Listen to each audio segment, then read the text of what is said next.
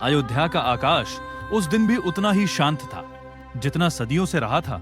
सूर्य की किरणें सरयू के जल पर पड़कर ऐसे चमक रही थी मानो स्वयं देवता उस नगरी को आशीर्वाद दे रहे हों। अयोध्या का सिंहासन जिस राजा के अधीन था वह केवल एक सम्राट नहीं बल्कि धर्म, मर्यादा और पराक्रम का प्रतीक था। राजा दशरथ ने अपने जीवन में बहुत कुछ पाया था। विशाल राज्य, सम्मानित प्रजा, वीरता से भरे सैनिक और 3 रानियां।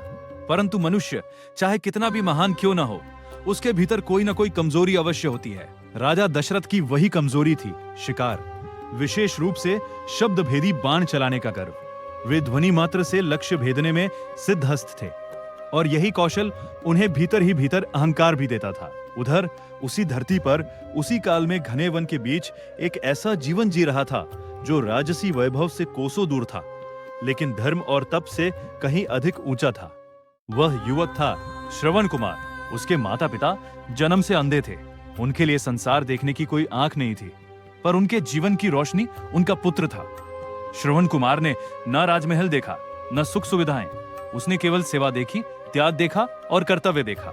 जब उसके माता पिता ने इच्छा प्रकट की कि वे जीवन में एक बार तीर्थों के दर्शन करना चाहते हैं, तो श्रवण कुमार ने बिना एक क्षण सोचे अपने जीवन को उसी मार्ग पर समर्पित कर दिया।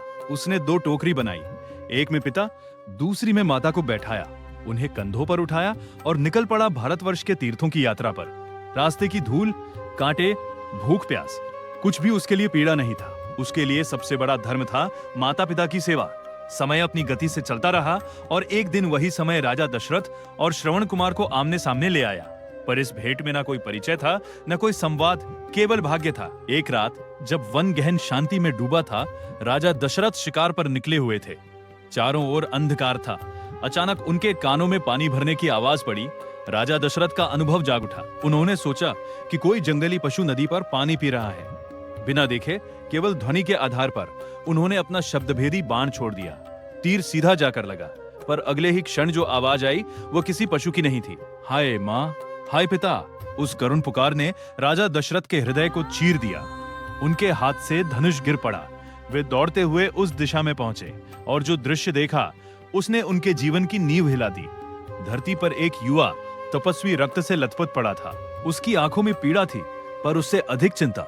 राजा दशरथ घुटनों के बल बैठ गए। कांपते स्वर में पूछा, तू कौन है पुत्र? ये क्या अनर्थ हो गया? श्रवण कुमार ने शांत स्वर में उत्तर दिया। उसने अपने माता पिता की कथा सुनाई। उसने कहा कि उसे अपने मरने का दुख नहीं है, पर चिंता इस बात की है कि उसके अंधे माता पिता अब इस संसार में कैसे जिएंगे। उसने राजा से केवल एक ही विनती की, मेरे माता पिता को जल पिलाइए और उन्हें सच बताइए। इतना कहकर श्रवण कुमार ने अपने प्राण त्याग दिए। उस क्षण राजा दशरथ सम्राट नहीं रहे, वे केवल एक अपराध बोध से भरे मनुष्य थे। वे स्वयं श्रवण कुमार के माता पिता के पास पहुंचे। जैसे ही उन्होंने जल ग्रहण किया, उन्होंने अपने पुत्र को पुकारा। जब उत्तर नहीं मिला, तब राजा दशरथ का कंठ फट पड़ा और उन्होंने सत्य कह दिया। सत्य सुनते ही जैसे आकाश फट गया। अंधे माता पिता का विलाप ऐसा था कि वन, पशु, पक्षी सब मौन हो गए। उस पीड़ा में कोई क्रोध नहीं था, केवल टूटा हुआ जीवन था। उसी पीड़ा से निकले शब्द श्राप बन गए। उन्होंने कहा कि जिस प्रकार उनका पुत्र उनके सामने तड़प तड़प कर मरा, उसी प्रकार राजा दशरथ भी अपने प्रिय पुत्र के वियोग में प्राण त्यागेंगे। राजा दशरथ ने सिर झुका लिया। उन्होंने न कोई प्रतिवाद किया, न क्षमा मांगी। उन्होंने उस श्राप को स्वीकार किया, क्योंकि वे जानते थे कि ये केवल दंड नहीं है, ये धर्म का विधान है। वर्ष बीतते गए, समय ने करवट ली। राजा दशरथ के जीवन में वो क्षण आया जब उनके 4 पुत्र हुए। अयोध्या आनंद में डूब गई, पर जो लिखा जा चुका था वो मिट नहीं सकता था। जब राम का वनवास घोषित हुआ, राजा दशरथ का हृदय टूट गया। जिस पुत्र को उन्होंने अपने प्राणों से अधिक चाहा, वही उनसे दूर जा रहा था। उसी क्षण वर्षों पहले दिया गया श्राप जाग उठा। राजा दशरथ अपने शयन कक्ष में पड़े पड़े केवल एक ही नाम पुकारते रहे, राम राम, और उसी पुकार के साथ उन्होंने अपने प्राण त्याग दिए।